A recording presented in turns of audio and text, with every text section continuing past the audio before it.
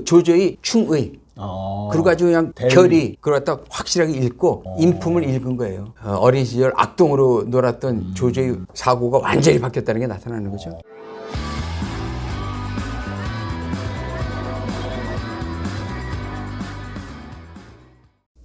반갑습니다.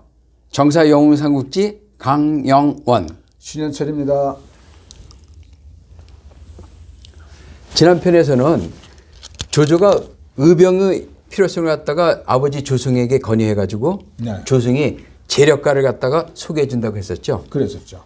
부친의 말에 귀가 솔깃해진 조조가 물어봐요. 근데 아버지. 문제는 그런 재력가가 과연 돈을 대겠냐 이거죠. 그렇죠. 네. 아버지 그분이 누구입니까? 반갑죠. 자기 미래도 아직 확정된 사람이 아니고 성은 위이고 이름은 자인데 자를 자허라고 하는 진륙은 양업의 사람이라고. 하남에서 둘째가라면 서로 할 정도의 거부인데 속세의 명성을 갖다 중시하지 않고 충의를 갖다 중히 여기는 사람으로부터 존경받는 인물이라고요. 내가 진심으로 대의 명분을 갖다 설파한다면 반드시 너와 함께 할 거라고. 그러니까 조조가 이제 조승의 말을 듣고 즉시 이제 위자를 방문하기로 이제 결심하죠. 그 위자는 조조의 방문을 갖다가 받고 환영해가지고 푸짐한 상을 차려오고 한 후에 조조와 함께 이제 담론에 들어가요. 이건 사실 뭐 조조를 받아들였다는 자체보다는 조조 아버지로부터 받았던 자기 은혜를 갖다 갚는 뜻이었겠죠, 맨 처음에는. 그 아버지를 보고. 그렇지, 아버지를 보고 자식을 받아들인 거예요. 조승 어른이 자제분 명성은 이미 익히 들어있지만 어떤 연유로 나를 만나려고 먼 길 오셨냐고. 그러니까 이제 조조가 조승으로부터 위자에 대한 인품을 익히 들고 있었죠. 최대한 이해를 갖추면서 거부 위자에게 열정적으로 자신의 뜻을 갖다 그냥 설파시키는 거예요. 한왕실이 외척과 환관이 다툼을 해서 계속 혼란한 틈을 탔는데 이 틈을 타서 역적 동탁이 황제를 폐위하고 태우를 갖다 독살하는 등 불충을 저지르고 국정을 마음대로 해가지고 종묘 사직과 백성의 삶이 아주 위태로운 지경에 이르렀다고. 조정에서 동탁을 상대로 싸우는 것은 불가능하다는 그 현실 때문에 동탁의 힘이 미치지 않는 지방에서 세력을 키워가지고 영적 동탁을 척결하고 한왕실을 다시 일으켜 세우고자 진료로 돌아왔다고. 동탁이 임명한 효기교회를 팽개쳐버리고 부친이 계신 곳으로 돌아와서 의병을 모병해가지고 동탁하고 대항하려고 했지만 저희 아버지가 가지고 있는 재력으로 의병을 일으키는 데는 자금이 한계가 있다고. 그렇죠. 제대로 된 의병을 키우는데 어려움이 있기 때문에 위공께 협조를 구하고자 불원천리 체면을 불구하고 찾아왔다고. 투자를 받기 위해서 프리젠테이션을 아주 잘했군요. 그렇죠. 부디 이 맹덕의 뜻을 갖다 헤아려 주시라고.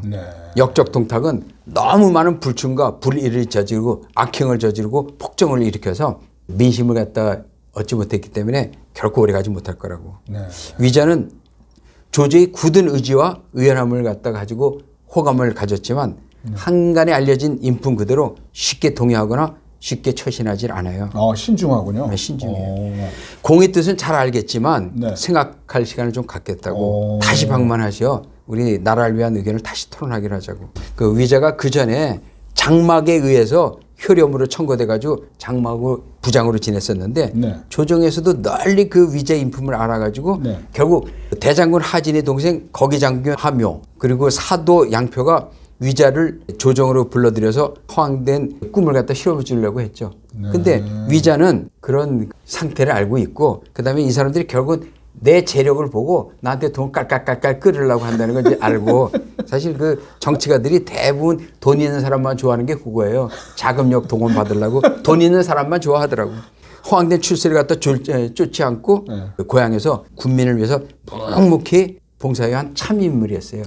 허황된 출세. 다 그 유인책에 안 그렇죠. 넘어갔군요. 허황된 유인책 넘어가지 않아 참인물이죠. 이제 조조에게 그런 호의를 보인 위자를 조조도 이제 접대해야 되겠죠. 그렇죠. 일단은 뭐 첫 번째는 위자의 자금을 도움받으려고 했던 거지만 사실은 그 인품에 자기도 반했어요. 그렇죠. 조조가. 충의를 그렇죠. 존중하는. 그래서 조조가 자기 집으로 이제 위자를 초대해가지고 푸짐한 상 차리고 위자를 맞이해. 이러면서 수차례 교분을 익히죠. 몇 번에 걸친 상호 방문으로 이제 서로가 서로를 알게 되죠. 깊은 교감이 생기고 이제 이날은 이제 조조가 위자를 주택으로 초빙해서 이제 둘이 이제 건하게 취한 날인데 위자가 드디어 자신이 결심을 밝혀요. 나에게 그동안 몇몇의 세도가가 함께하자는 의사를 전해왔지만 한 번도 응대한 적이 없었다고.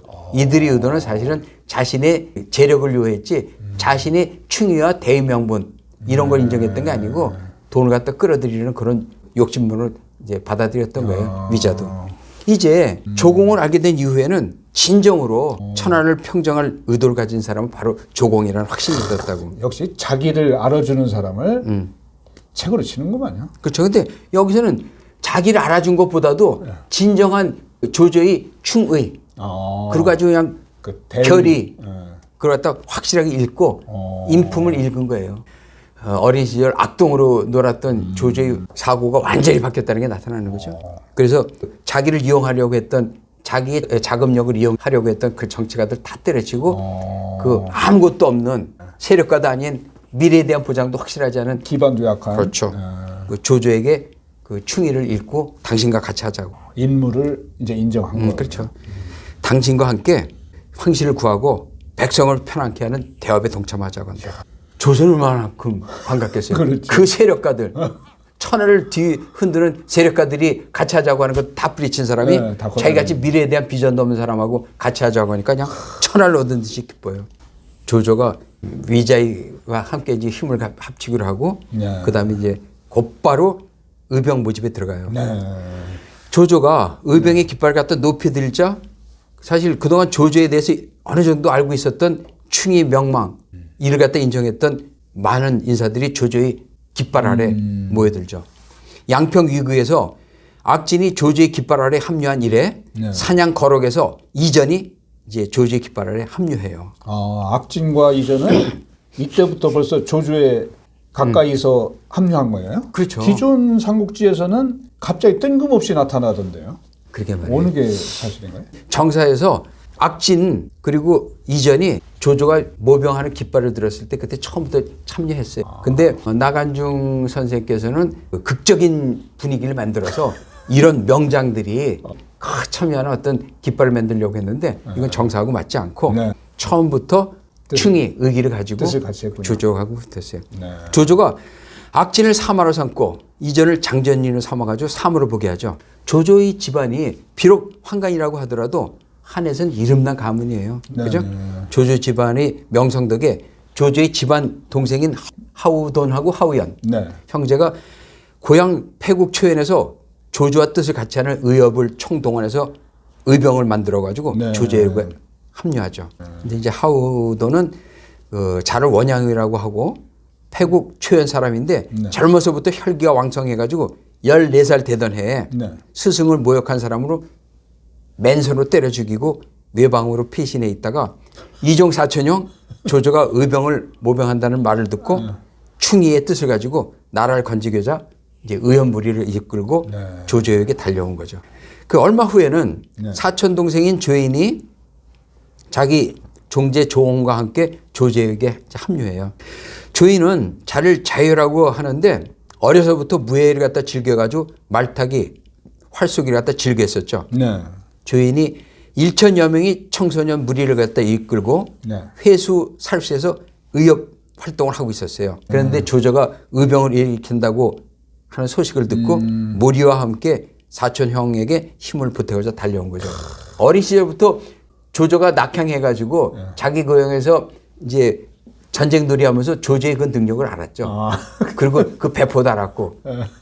그러니까 조인이라는 그 거인이 자기가 거느리던 의협을 전부 다 끌고 형 밑에 수하가 되려고 이제 달려온 거예요. 위자는 재산을 털어가지고 3천 명의 의병을 갖다 모집해가지고 그리고 조조는 사촌 형제들과 그 조승이 가산을 털어 만든 의병 2천으로 이제 출발하니까 총 5천 명. 이야. 이 정도면 뭐 군대다운 의병이죠. 그렇죠. 유비가 모병할 땐 재력의 한계로 500을 500 가지고 명이었잖아요. 출발했는데 주변에 뜻 있는 부호들이 조조에게 군자금을 지원하고 이제 나서고요. 그때 이제 정사에서 확실하진 않지만 네. 얼핏 이런 설도 있다는 얘기가 나왔던 게 네. 유비도 이때 그 조조에게 합류했다는 얘기도 있어요. 근데 이제 정사에 확실하게 나오지 않았기 때문에 그 자신 있게 말할 수는 없는데 이때 유비도 조조의 의병 깃발에 들었다는 얘기가 있긴 있어요. 정사에 확인된 건 아닙니다. 네. 조조는 하우돈을 비장으로 하고 그다음에 하우연과 조인을 별부사마로 조홍을 사마로 삼아서 군사의 조련에 주역해요. 원소는 그 당시 동탁이 소재 폐해에 반대해가지고 동탁과 대립각을 세우고 장안을 떠나 있었죠. 그래서 이제 기주에서 착실한 세력을 키우고 있었고 네네. 이미 천하의 명망이 널리 떨쳐져 있었기 때문에 네. 조조도 그 당시 원수에 비하면 그 명망은 바닥이었어요. 네. 조조의 휘하에는 천하의 명사인 전풍, 저수, 허소, 신배, 곽도 등과 같은 이름만 책사 그리고 알량 문추와 같은 대명장들 네. 이런 각계각층의 장수들이 전 연령층에 걸쳐서 포진해 있었어요. 190년 1월 백성의 민심이 이반해서 불안하던 중에 동탁은 황보승에 대해서 지니고 있었던 지난 시절이 악감정을 지우지 못하고 야 이거 황보승이 언젠간 나에게 칼을 겨룰지도 모른다는 지레짐작으로 황보승을 제거할 계획을 세우죠.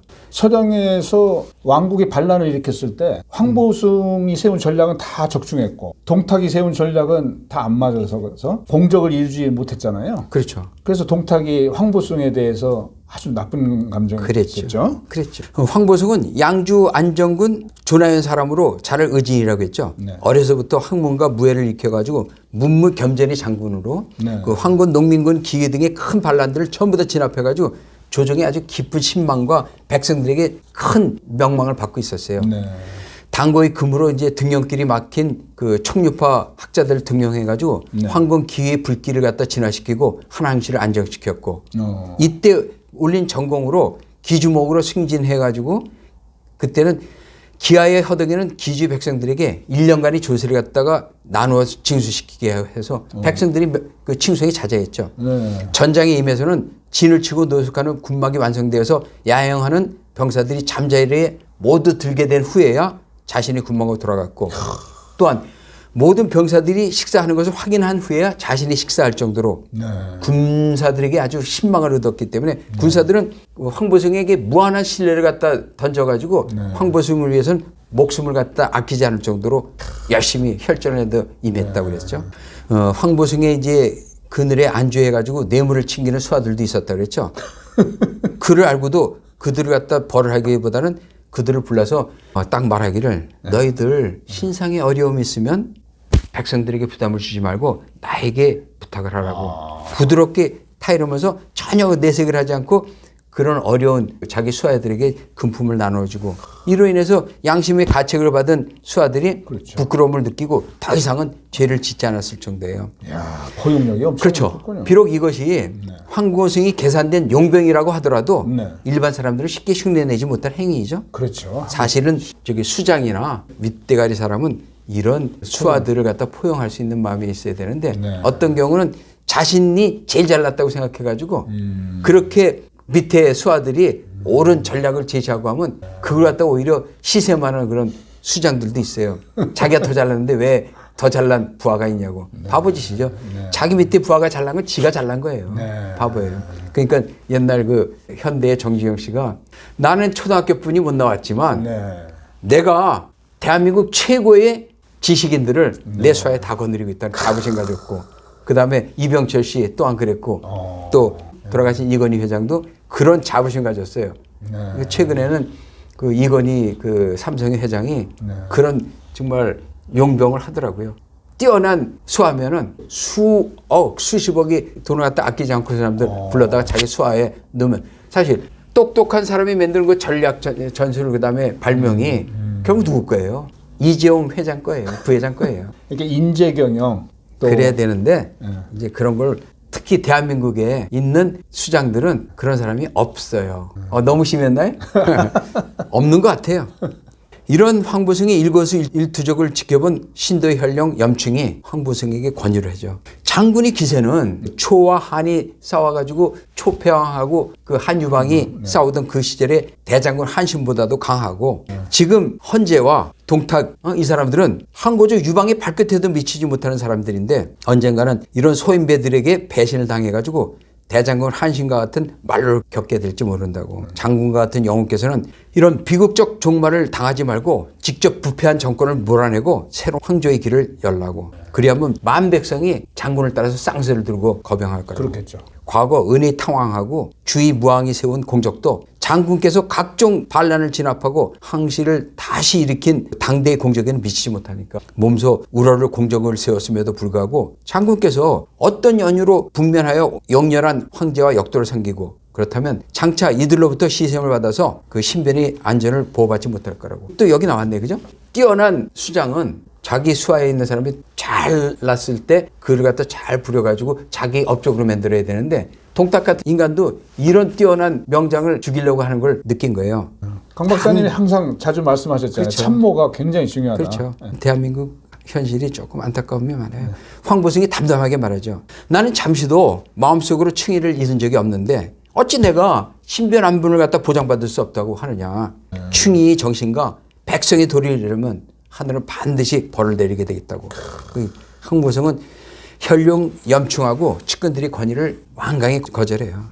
지난 역사를 다시 되짚어 보면 아까 신 박사께서 얘기했듯이 과거 서량이 난이 일어나서 반란교수 왕국이 군사를 이끌고 진창을 포위했을 때 조정에서는 황보승과 동탁에게 진창을 구하도록 명령한 적이 있었죠. 그렇죠. 황보승과 동탁이 전투에 앞서 전략회의를 여는데 이때 황보승과 동탁은 공격의 시기에 대해서 의견이 상충했죠.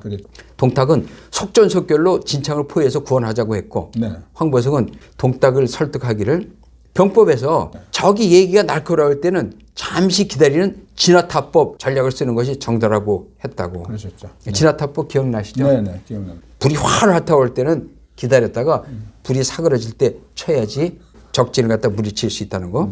동탁의 이제 권유를 무시했었어요. 황보승이 결국 인내심을 가지고 80여일을 갖다 기다렸을 때 80여일간 진창을 포위하고도 진창을 함락시키지 못한 왕국이 스스로 질려가지고 포위를 풀고 이제 투각했었죠. 그때 이때를 갖다 기다려가지고 후미를 갖다 공략해가지고 이제 치려고 했을 때 동탁은 오히려 궁지에 몰린 적을 갖다 공략하면 죽음을 각오하고 싸워가지고 우리가 어려울 테니까 추격을 멈추자고. 이때 이제 황보승이 독자적으로 병사를 이끌고 왕국을 갖다 공격해가지고 대승을 거두었죠. 그랬죠. 이를 두고 이제 동탁이 황보승을 갖다 한없이 원망하면서 자기 업적을 갖다 황보승이 빼앗아갔다고 막 뒤에서 욕하고 막 그랬었죠. 이후에 엄격결에 십상시 난을 갖다가 계기로 해가지고 조정이 정권을 쥐게 된 그 동탁이 좁은 소견으로 지난날의 안가품을 위해서 제거했던 거죠. 동탁이 황보승에게 황문교의를 하는 자리를 갖다 내걸고 임명해서 조정을 불러들인 후에 위계로 끌어들여서 이제 죽이려고 할 때 황보승의 그 수하 양연이 결연한 의지를 보이면서 또 얘기해요. 지금 천하에는 장군만큼 위험이 서고 명망이 큰 영웅이 없다고. 동탁이 이를 시샘에서 두려워하고 장군을 중앙으로 불러들여 목숨을 빼앗으려 하는 것인데 장군께서는 낙양으로 들어가시면 필히 목숨을 잃게 될 거라고.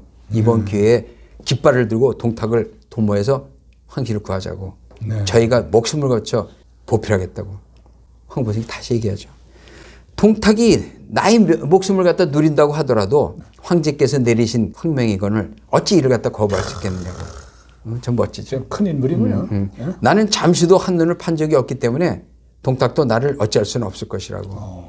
황보승은 양연의 충언을 갖다 거절하고 낙양으로 입성해요.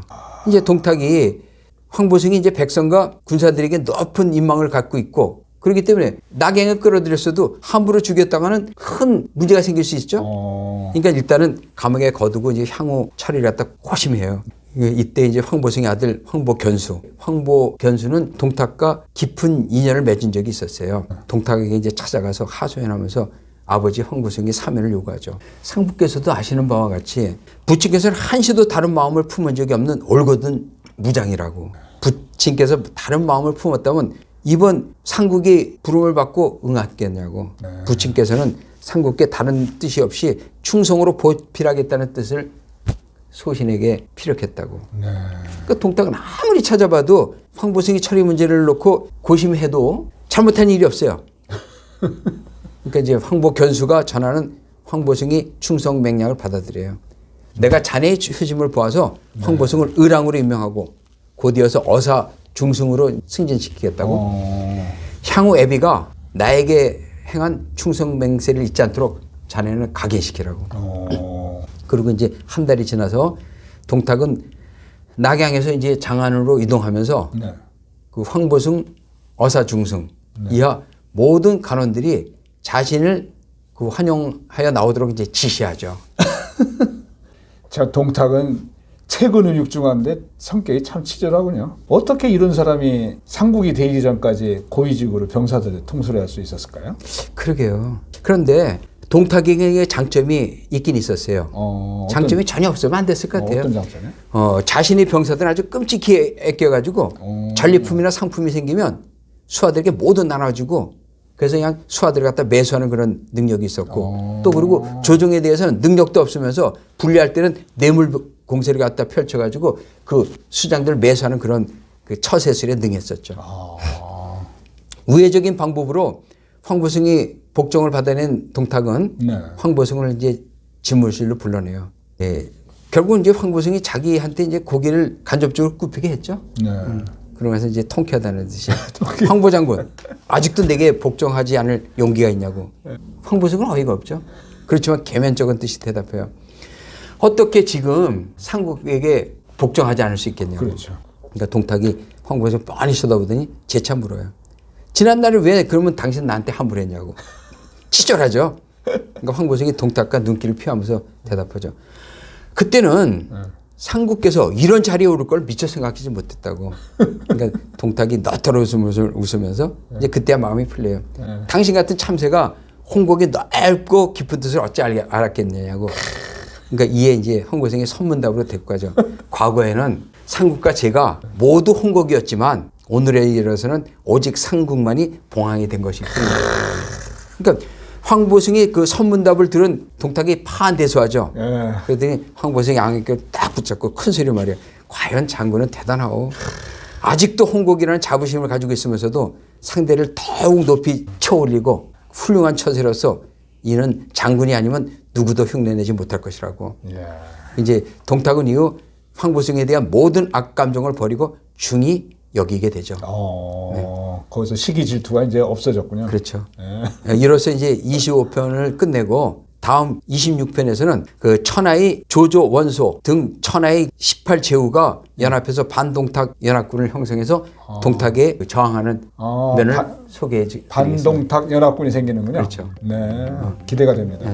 끝까지 시청해 주신 시청자 여러분께 감사드리고 다음 편에서도 많은 시청을 바라겠습니다. 감사합니다.